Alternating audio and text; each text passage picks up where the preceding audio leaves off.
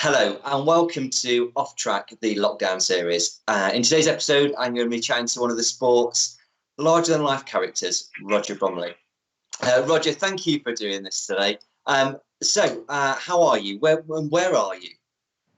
I'm all right, thanks very much. I'm in Eastbourne, which is on the south coast between Brighton and Hastings, if that makes it any clearer to any of you up northerners.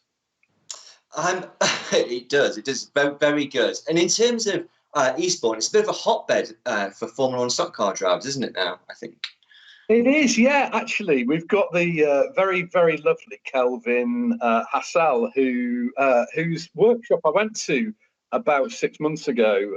He's just up the road, and I was passing and I thought, that looks like where Kelvin hangs out, so I'll pop in there. And there he was with a mate, and we had a good natter. Lovely fella. And then, oddly enough, I was again about probably a bit before that. Actually, I was going into town to Waitrose, pick up some shopping, and I was driving down the hill into Eastbourne, and there's a dirty great truck parked on the side of the road with the name Sauder on the side of it. And I looked on the opposite side, and there's Mick Sauder. Hanging himself on the side of well, not literally hanging himself, I have to say, leaning against leaning against a lamppost.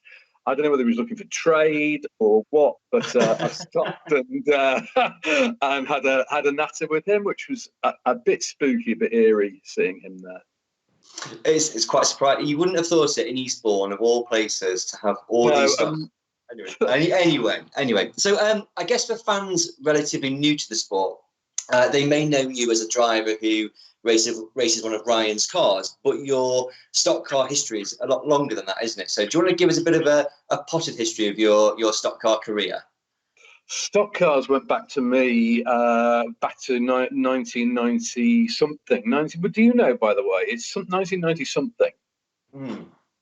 And I was basically I was just gone to college, and I'd done a couple of years of college, and I took out a bank. I used to go and watch stock cars all over the place. I used to go and watch World Finals and stuff, and I thought I'd like to have a go at that.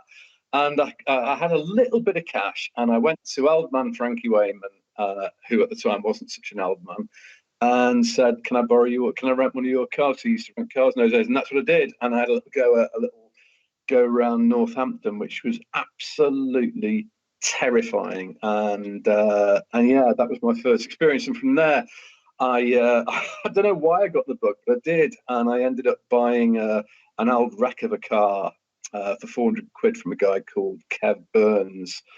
A real old wreck of a car, which was fabulous, and it taught me just about everything I know about welding, because it was such a wreck. Yeah, and then I went. I bought a car off of Stevie Hodgson. A really epic car that was way above any of my skill levels. But I had a good go at doing that. Making some made it look nice, made it look pretty. Had all pretty pictures all over it, and raced that. The first meeting out was at Coventry, where I had a throttle jam wide open. And went into the wall, and start finish straight, put it in the barrier, knocked myself out, pretty much wrecked the car actually. But thanks to young Frankie Wayman, in fact it was actually old man who said, get it to farm, we'll fix it, lad.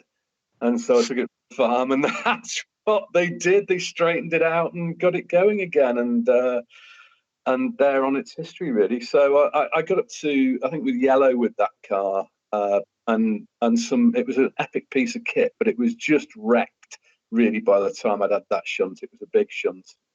Yeah.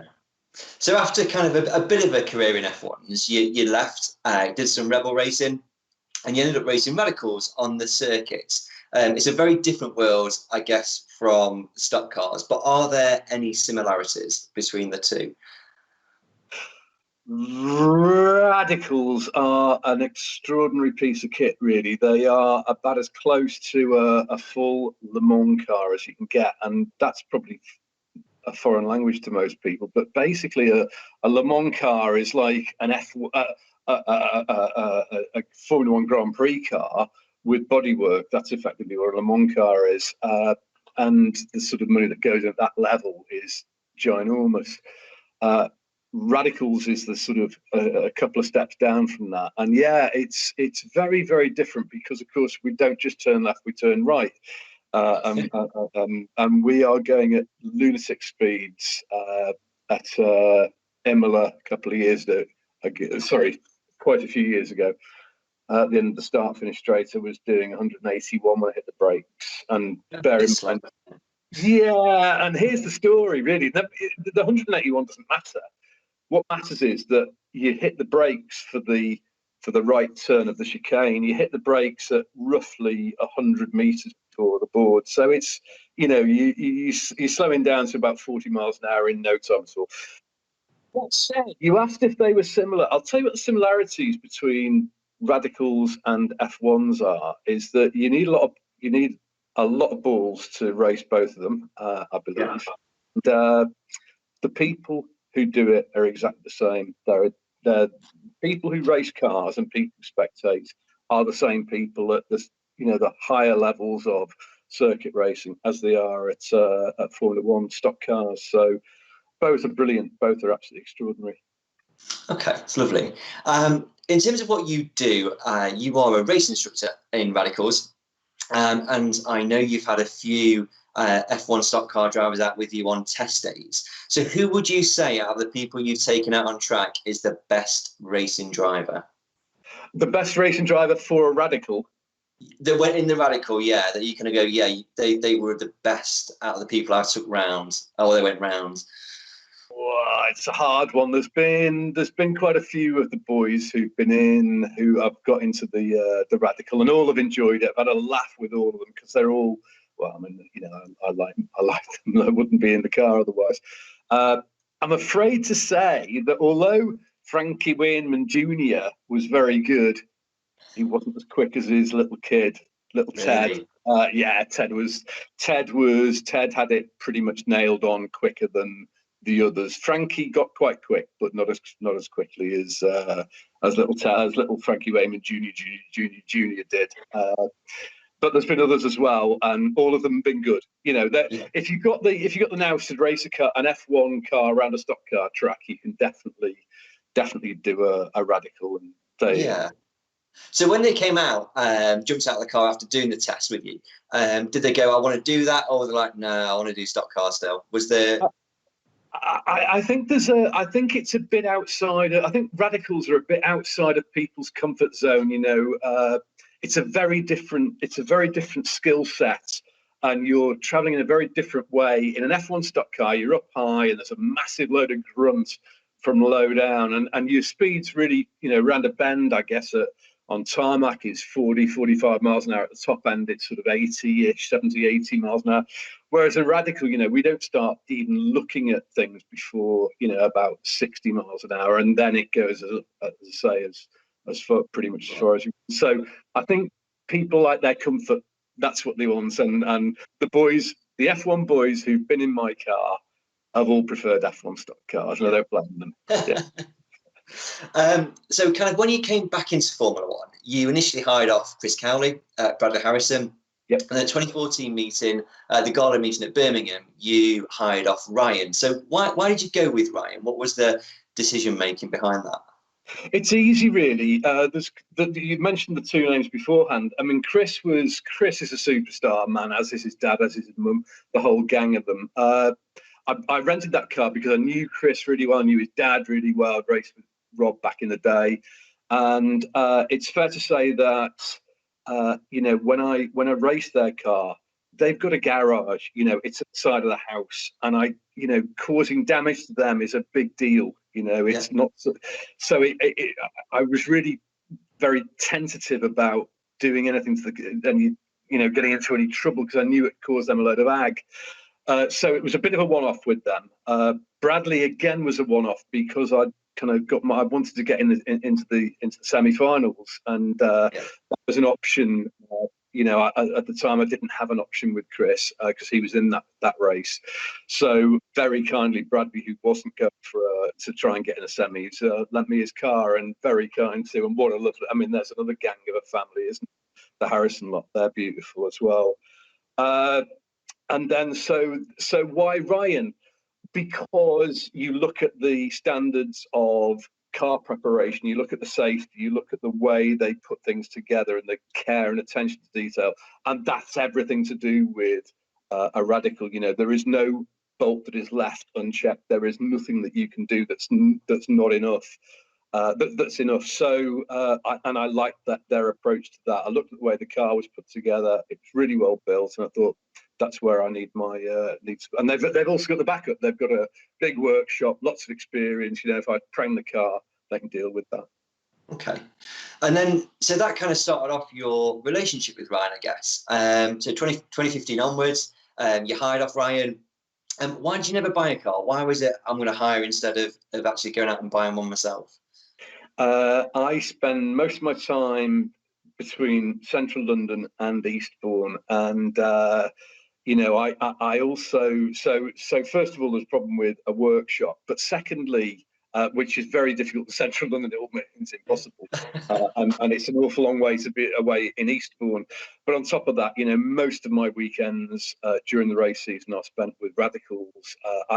You know, it's something that I have to do. It earns me money. I enjoy it a lot. So it's probably better that you know, I hire and then I can just turn up with a helmet and drive the car. And to be fair, I've spent a lot of years, you know, all hours of the day and night welding, fixing, repairing, stripping Formula One stock cars. You know, all the cars that I've owned has always been, I've run them myself and I've built them myself after Steve. I think I've served my time with that. I'm quite happy to let somebody else do that for me. So you like this turning up with your helmet and your bag and just good. I like that. Yeah.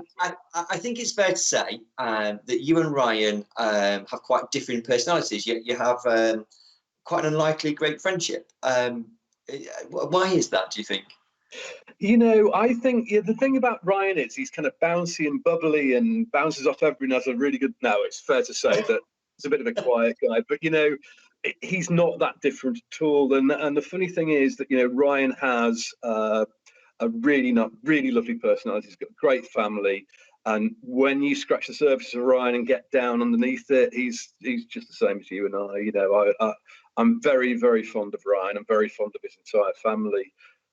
So yeah, he's a special guy in many ways, and I think much maligned. And I understand that. I understand why people see it like that, and I understand that he sometimes brings it on himself, and that's fine too. But he is all right. He's an all right boy, really.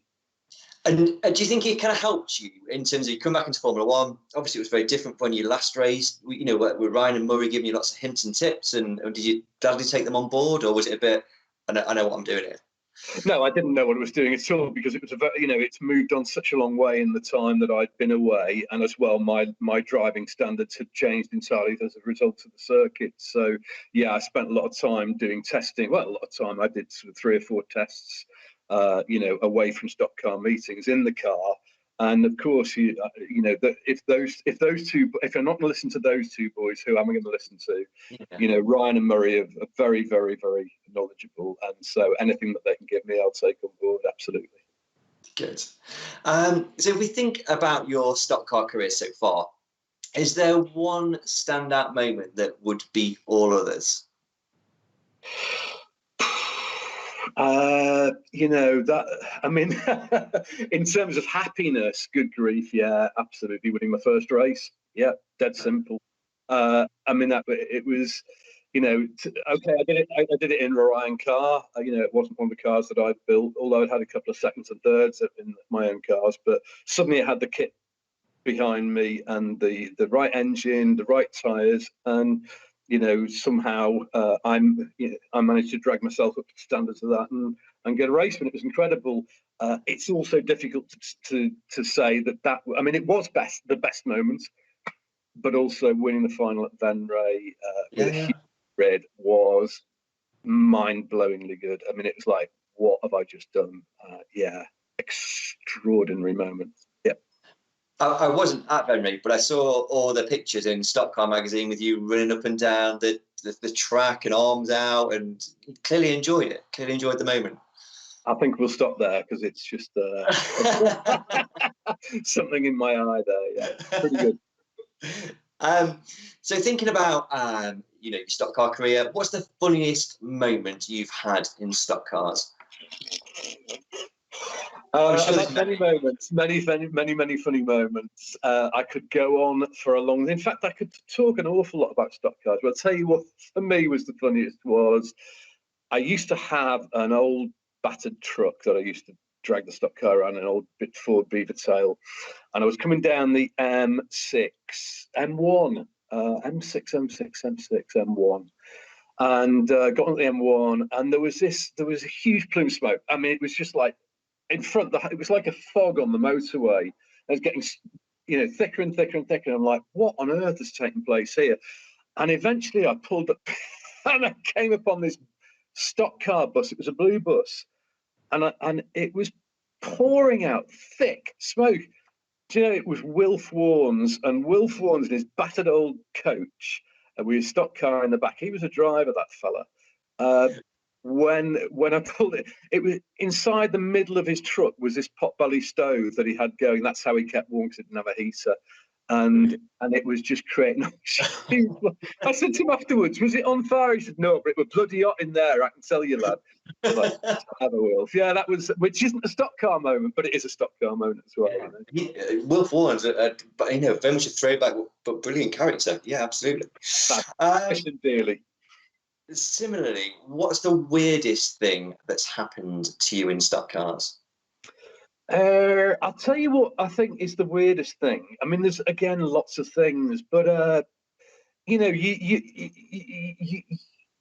there I am at Venray, right? So I think it was the year I won it at Venray, and this fella walks up to me, and I'm like, "Hello." And he goes, "You know me, right?" And I'm like, "No idea who you are." And he goes, "I make your shock absorbers for the Radical." I'm like, "What?" And it turns out that the guy who, not just for the Radical, he does Formula One Grand Prix cars, he does Le Mans cars. He actually builds suspension. He's got his own company, and it's a big company as well, Intrax. And there he was, turned up to Venray to watch the stock cars. And it's funny just how many people, who, you'll be at somewhere like the Nürburgring racing, and people come to go, "I see you in stock cars, lad." You're like, brilliant. It's really lovely, and that's so that's the weird thing to me, where the odd places you go doing racing, and either Radical people come to you and go, I'm a Radical, or F1 people come to you and say, so it's that. Yeah. Do many people within, so like obviously Radical circuit racing, do many people know about stock cars? And you've alluded to it a bit there, but in the garages, is it kind of we know about stock cars, we just don't go, or we go occasionally? Is that a thing that happens? I drag quite a lot of the Radical drivers to stock car meetings. I've got a lot of friends at Radicals like I do in F1s, and no, very few people know about F1s, and that's a real pity. I mean, there are still a few people who will say, as Andy mentioned last week, gears and tears, but yeah, most don't know. And when I show them a picture, they go, "It's like a tractor, isn't it? And what's that on the roof?" The same old story. But when you actually get to the race meeting, they actually get to an F1 meeting, they're like, "Oh, this is proper, this," and really, really enjoy it. So maybe there's a salutary tale in there for some of them. Yeah. Okay. It's an interesting, something to think about. So when you were starting out in Formula One many moons ago, was there a particular driver that you admired at the time? I used to really love seeing the guys who had no money. They were the ones who I was most interested in. The people who had an old banger, they turn up with a van and a trailer. That's where that's who I'm most identified with. So at a Coventry, I'd always go to the far corner where everybody wasn't, and see what was going on there. In terms of driving standards, I mean, of course, you don't get to see those guys racing. They haven't got the kit in the same way. So, was there a driver? Yes, of course there was. There's the excruciatingly good John Lund, and of course, I was always blown away by him and what he was doing. I could add a load of other incredible names to that to John's, but he most of all stood out. Okay. In terms of what do you think is the common misconception people have about you? That's a deep question. That's a deep question. Oh, I know quite a few, trust me.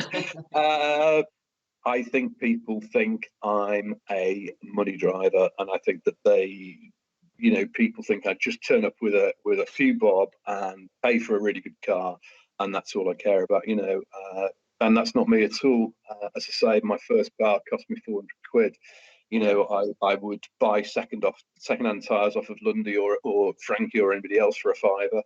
That's how I started racing, and what I've always wanted is to level the playing field as much as possible and do that in the cheapest possible way. I think it's interesting that it's an unlimited formula apparently, although we are limited in all sorts of ways, and I think there's a dilemma within stock cars as to money and how much it's all costing. And you touched on again last week with Andrew and talking about a single car. I think anything we can do, particularly right now with the economic situation that's going to result from this coronavirus, I think we really, really need to take stock and go, what do we want out of this formula? Because we cannot have just unlimited money being spent. It can't carry on like that. It's self-defeating. So if you had a magic wand type thing, then would you say that a dual surface car or one car formula is the way to go to kind of continue the longevity of Formula One stock cars? It's difficult, because the short answer is yes. The longer answer is, of course, if you have a single car, then what you've got is people who can spend more time than others, switching it between tarmac and shale and swapping bits across. And I think it's very difficult to police that. But ultimately, something has to give. It cannot carry on like it is. I don't think that people can afford the sort of level of money that needs to be spent to be competitive in F1. I think that people who can afford that are fewer and fewer. So something has to change. In radicals, the cheapest, the most competitively priced car is the one that's going into orbit. Is the one that's more and more and more people, because they've all got the same kit and it's affordable for many people. So that one is the one that's mushrooming. The ones at the other end, the very expensive radicals, they're not selling like the others. So I think that tells us a tale in itself. We have to look at reducing the cost or minimizing the cost of an F1 stock car, I'm afraid. Yeah. Okay. Just moving away from racing slightly, you're a big Liverpool fan. Sometimes you go with a couple of Formula One drivers. That's right, isn't it? That's absolutely right. Yeah. Yep. Stock car drivers, I mean, not like you don't say Lewis Hamilton. You take the proper Formula One. No, it's a proper Formula One track. Lewis and all that. No. I went with Frankie a couple of weeks before the coronavirus hit. Actually, we went off to Anfield together. I'm very fortunate position that I've got access to a couple of free tickets, and Frankie usually takes his kid one time where a ticket came available and I only had one spare, and Union came along and we had a right laugh together. It was very interesting spending time. It's many years since Frankie and I have spent time like that away from the racetrack, and it was really nice to reconnect with him in that way. He's a good boy. Good. So thinking about other hobbies. So when you're not at the racetrack, you're not going to football. Do you have any other hobbies? Do you get time to do anything else? Yeah, I did do my private pilot's license about 6 months ago, maybe 8 months ago. So over the course of a year, I learned how to fly airplanes, and that's that's my other thing that I do. I have to say, I don't own a plane, can't afford it, and maybe never will. But it's an incredible experience, massively demanding, whole new skill set and a whole new sort of set of rules and regulations you have to learn. But very, very exciting, and very proud to. Yeah, absolutely. Yeah. It must be very tranquil being up above the clouds on your own or with somebody and just You can go look for stock car tracks, can't you? While you're up there, maybe. Many, in fact, you can believe it. I actually make a point. In fact, there's one or two of the people around stock cars who get regular pictures from me, pictures from sort of 2,000 feet over Buxton or over Northampton or Kings Lynn or whatever else. Yeah, and I circle them as well. And I will circle the track. That's me going around. I do that at Silverstone as well, and Donington. So yeah, it's a bit ridiculous. I'm doing it at that height. But just very briefly, John, I will tell you this, that I'm also doing my instrument racing at the moment. And there was one time where when you're doing instrument racing, you're flying off the instruments, you're not looking out the window. Imagine being in cloud or fog or whatever, you can't see. You have to be able to fly the plane and not crash it. And so we set off, and the cloud base was low, about 1,000 feet. And I took off and went into the clouds and kept climbing. And about 2,500, 3,000 feet popped out the top of the clouds. And it was, many of us have been in jet aeroplanes where we've gone on top of the clouds. And this was me actually flying it, and I was in control, and it was like, whoa, this was like, I just wanted to get out of the plane and walk on the clouds, because it's amazing experience. I'm very, very, very lucky. Yeah, very fortunate, very fortunate. Okay, are you up for doing an awards ceremony? So you're going to decide. So I've got the awards here, and you're going to decide which driver gets given the awards. Are you up for that? Yeah, go ahead. Good. Right. So the first category is most underrated driver. Oh, don't do that to me. Who's the most underrated driver? That's hard, Jonathan. Underrated, any of the guys or girls who are at the lower end of finances, and are just scraping together enough money to get into a car, because it's like when back in the day when I getting loans for 500 quid to buy something else, or just running off the cheapo tires thrown away from Lundy or Wayman, whoever. When I finished stock cars, when it's Rebels, suddenly it was on a par with everybody, because we all had the same kit. Suddenly I was as fast as everybody else, and it's like, so I wasn't such a bad driver at all, although I could never win a race back in those days. As soon as I got into Rebels, I was suddenly winning races against the likes of Ian Higgy and, who's Nigel Wharton, that gang. Suddenly I was on a level playing field. So I would say the underrated ones, the ones who just haven't got the finances to do it on a regular basis with the right kit, because I bet you they're all quick. Okay, I'll accept that. But for this one, I want a name. Best looking driver.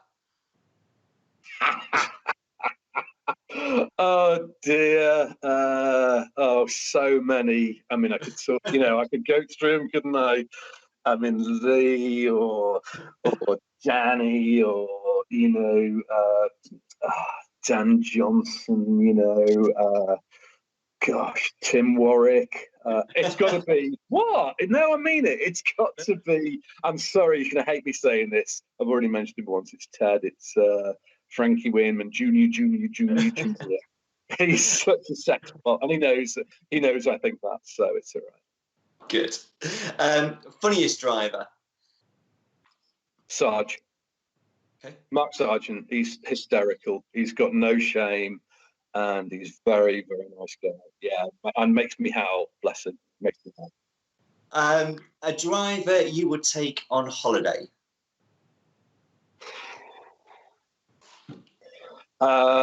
Somebody who talks a lot. Dan Johnson. Dan Johnson. You'd never shut him up, and I could just I could put my earphones in and go to sleep if I wanted to, or if I wanted to talk, I could just talk hind legs off a donkey.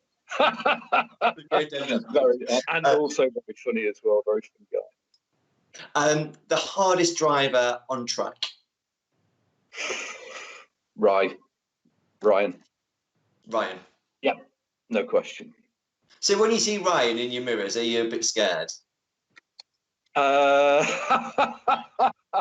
tell you what, when I was winning that final on the last bend, and he had to go at me, and I saw how close he was. It was quite frightening. But Yeah.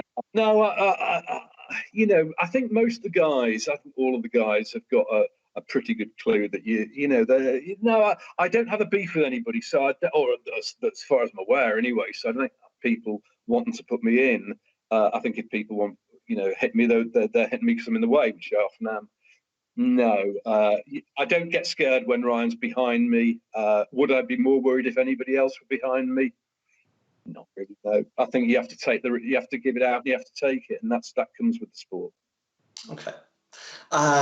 And the driver with the best helmet design. You don't get to see him. You don't get to see him, and that's the difference between back to radicals. In radicals, we all have like, you know, I do. I have a, you know, really nice paint job on my helmet because, you know, I'm in an open top car. Everybody sees it. You never see anybody's helmet in a stock car. It's really sad. So when I go racing in me Formula 1 stock car, in Ryan's car, I wear one of my old helmets because it's probably been battered about a bit, but I know it's not actually on display that much. It's a real pity. I think it's a real shame. You know, it'd be great if before the race people left the helmets on the cars. You could see what they were then, but. Okay, thank you for doing the awards ceremony. I think that was some great accolades have been given out there. Going back to stock car racing a bit more, you had a go on shale in the Sheffield semi-final meeting, ex Andy Smith car. Do you prefer racing shale or tarmac? Back in the day, shale without a question. I adore shale, actually. If you gave me a choice of you've now got to race either shale or tarmac, gosh, shale's ace. Shale's the nuts, you know. And I've got to say, just by the by, I only had one time, one race in that car, that Andy Smith car, that Mark Gray very, very kindly lent me for the semi, and it was a great car. It was very kind of Mark. But I really missed the fact that I couldn't do a meeting or 2 or 3 meetings. I'd really like to do a bit more shale. It's great surface. Tell Ryan will sort that for you. Okay. So in terms of, we've talked about circuit racing, stock car racing. So favourite track, so it can either be a circuit or an oval. Oval track, it's got to be Bradford. It's got to be Odsall. That was an incredible place. Incredible place. I loved it there. That car I demolished at the Hodgson car I demolished at Coventry. That used to go around on rails around Bradford. Incredible. Racetrack in Radical Circuit has to be Imola. Imola is in Italy. Amazing racetrack where Senna died. And it's probably no coincidence that I won a massive race there in a V8 Radical, which was an incredible experience. So yeah. So if I had to push you to give me one out of the two, you can race around Bradford or you can race around Bradford. Okay, here you go. And this is going to really make a mockery of what I've just said. Spa-Francorchamps. Spa in Belgium is the greatest racing track I've ever been to, and I've been to many. It's incredible. Sorry to Bradford, sorry to Coventry, sorry to Imola, but the best racetrack in the world is Spa-Francorchamps. End of story. Okay, lovely. We got there. So thinking of stock cars that are currently racing now, is there one that you particularly admire? Tom builds incredible cars and they go extremely well. Andy mentioned last week, he mentioned Nigel's car when Nigel got that wound up, and it's a dreadful shame. And we all need to look at ourselves that Nigel Green isn't racing like he was. And I know exactly why that is, and it's a terrible shame. I think what Ryan does with his cars is amazing. The effort and the attention to detail is outrageous. So it's I know Lee does a good job with it. There are so many people who do great jobs with their cars. I think Tom's cars and Ryan's cars are probably at the very pinnacle of where things need to be. Yeah. So just in terms of, so Tom's cars, Ryan cars, I guess if you went to them, they'd be quite expensive to buy. But then you're very much in that we need to lower the cost of the sport. So how do you deal with that, I guess? I'll tell you how you deal with it, because I think it wouldn't matter what if you gave them a fixed budget and said this, you can't cost more than this, you know, however we would do that, however we would release it. But you said, I don't know, 25 build a top, you know that their cars The ones that they produced would be outrageous. They would, the attention to detail on both, and they would both go incredibly, incredibly well. I don't want to just sort of diss Frankie or Lee or Dan or anybody else or Peter for any of those gangs. I think Ryan and Tom would just have that little bit of something special, that they'd just find time to put little tweaks and then make them look and run brilliantly. So yeah. We've talked about and mentioned quite a few sort of top stock car drivers in this conversation so far, but who are your top 3 drivers of all time? Wow. Lundy, we've already talked about Lundy. Lundy's number one. And I think then you've got to perm any of your Peter Foldings, your Frankie Wayman Juniors, your Stu Smiths, your Andy Smiths, any of that gang really. And heaven only knows I'm leaving people out. Of that gang, well, you can't leave Stuart Smith out of that. So it has to be John Lund, Stuart Smith, and then you've got one other. And it's Andy, or it's Frankie, or it's Peter. There you go. It's one of them gang. Yeah.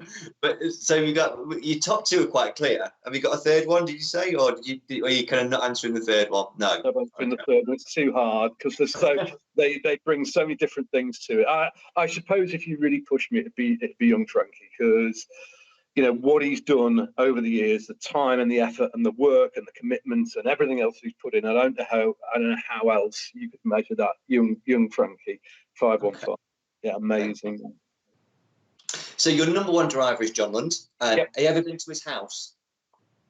Yes, I've been to John's house. Yeah. And very nice it is too, and makes a nice cup of tea. Well, anyway.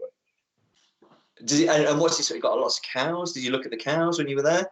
Yes, one of my closest friends has a dairy farm, so I was very keen on the cows. But I didn't look at if I'm honest, I didn't look at the cars. As we looked at the cars, we talked stock cars. That's what we did. Very nice, very, very nice, knowledgeable, funny, dry guy. Very good. Brilliant. So we've talked about animals, but do you have a favourite animal? All animals. I adore all animals. It's fair. It's probably close, more accurate to say there are 2 that I'm less keen on. I don't particularly like crabs. I don't particularly in any form, and I don't particularly like jellyfish. But outside of those 2, I love all animals. Cats are probably number 1, but I love all animals. I adore them. If I could have one animal, it would probably be a squirrel. Okay. And a cat. And a cat. Okay, brilliant. It's like a relationship in heaven. If you could have one superpower, what would it be? Well, it's going to be something dull and boring like world peace. That's a massive superpower. That's huge. I like that. Yeah. Okay.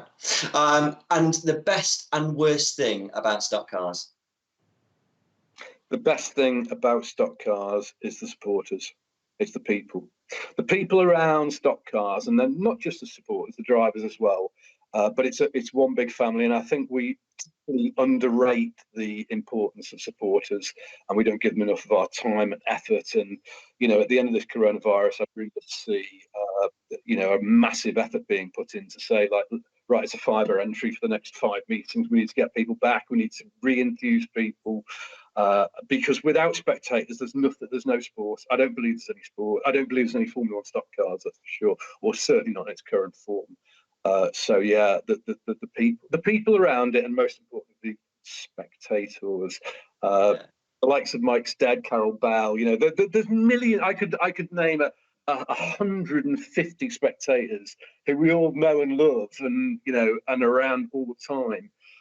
They're the centre of the universe to me. They're great, worthwhile. Worst thing about F1's the pain. The pain, it hurts an awful lot. And when I race, if I've had one, somebody give me a good hit, then I'll probably be, hobbling around for a week or so afterwards.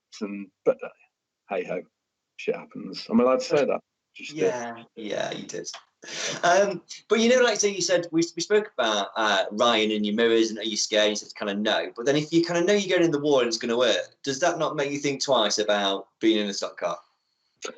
Not going in the wall, no. I think going in the wall backwards is a lot worse. But you know, if somebody's behind you, gives you a wacky going forward, it's not so bad. That. Yeah. The pain has an effect, and I'm not any younger. You know, I'm now at the dizzy heights. I'm almost going to be 30 shortly. 30ish. And It was just with the camera angle that was. The pain does hurt, but it doesn't stop me. Okay, so we'll lead on to my last question. So we didn't see you on track in 2019. So assuming that we're back on track racing in 2020, do you think we'll see you in a stock car again this year? Now everything's going to be shortened, and there will definitely be, assuming racing restarts, there will definitely be 16 radical meetings that I will have to go to. It'll be difficult to see myself in a stock car this year, but I wouldn't rule it out for 2021 at all. Brilliant. Roger, it's been absolutely fantastic talking to you today. Thank you so much for agreeing to do this. Stay safe, and I'm sure I'll speak to you soon.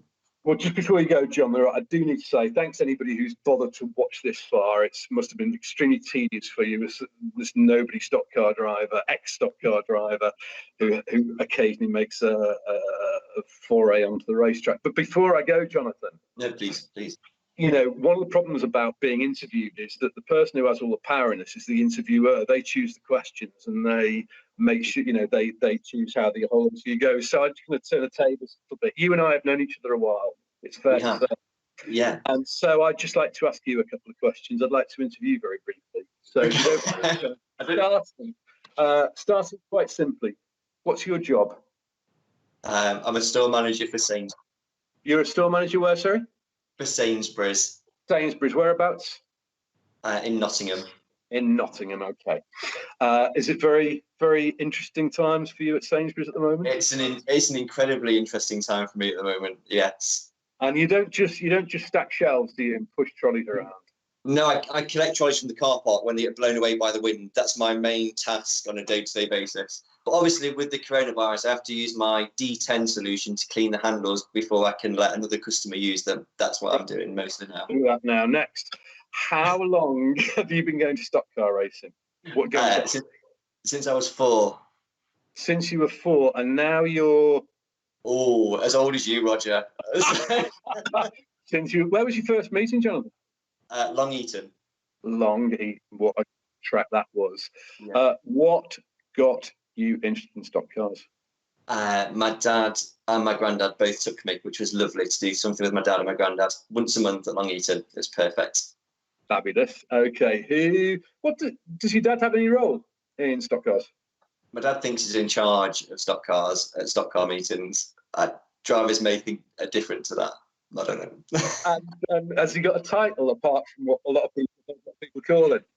He's the meeting steward. Meeting steward, but his name's not Stuart. No, Steve. Steve. And not Steve Reese, Steve Abbott. Yeah, there's 2 Steves. Are they very similar in any other way? Size, shape, many. I don't know. Okay. Right. Next. Shush now. Your favourite driver? Obviously, it's got to be present company excluded. John Lund, without a doubt. Who is your favourite fan? Oh, that's a very good question. There's a lot. I just think anybody who goes to a stock car meeting and pays to go in and enjoys it and goes home again, that I couldn't have a particular one, I'm afraid. That's cool and dandy. What about your daughter? Does she count? Ida, yeah, she loves stock. She likes waving at stock cars. That's her thing. Who's best waving back at her? Best waving back. Oh, Bradley Harrison's very good. Chris Cowley's very good. Yeah. Phoebe's very good. But she adores Phoebe. She's like a big Phoebe fan. So I'd probably say Phoebe if pushed. We're all Phoebe fans. Simple question: Smith or Wayneman? Oh, see, Before last week, I'd have gone Frankie Wayman, but I did like Andy Smith's interview. So I don't know. Still Wayman, probably. Yeah. He's a lovely lad, though, Andy, isn't he? He is very good. He's lovely. As is Stuart. Yeah. Who's the best driver? Let's take Lundy out the story. Best current driver, and not Lundy. Tom. Yeah, Tom. Yeah. Tom. What's your favourite racetrack, John? Coventry. Of old. Now, Cowdenbeath, when they go and race at Cowdenbeath. Because I've never raced there. I just think they're going so fast and they're so close to that wall, and it's just incredible. And it's an old style stadium. It's like a proper amphitheatre for stock cars, and I just think it's an amazing experience to watch them go around there. Yeah, it's funny, isn't it, when you talk about being close to the wall and how fast they're going around there. I remember, I was watching a race with Brian at Northampton. I was racing at. And I was in his racing there, and I was watching. We were both watching the next race, and I obviously I wasn't in it. And see the F1s coming down the back straight there, and like they're brushing, and you're like, and I turned to him, I was like, "Do I go that fast?" And he's like, "You won the last bloody race. You must be going that fast." And it's like, gosh, that is quick. That really is quick. It's funny, isn't it? How the sensations inside the car are very clear. Who in Formula One stock cars has got the best beard? Best beard? Best beard. Driver or supporter? You choose. Well, driver's Jeff Nichols and supporter is Mike Stead. His beard's down here. I have beard envy. I can't even talk to him now because his beard's too good. Yeah, it's an incredible beard. Do you want to be Jeff Nichols or Mike Stead? Jeff Nichols. Okay, if you won the lottery, I won the lottery tomorrow, £1 billion in my hand, and I give it to you, will you race an F1 for a season? No, I'm too scared. They scare me. Yeah. You're on a desert island, you're stranded, 3 current stock car drivers present, company excluded. John Lund, just because the guy is just amazing. I can't even talk to him. So at least if I'm on a desert island with him, I'll be forced into talking to him because I've got to. Bobby Griffin, I think he's lovely. I think he's amazing. Amazing guy. And I very much enjoyed talking to Kelvin Hassel at the Motorsport Latitude show. He was a very funny guy. So yeah, those 3. Oh, that's really cool.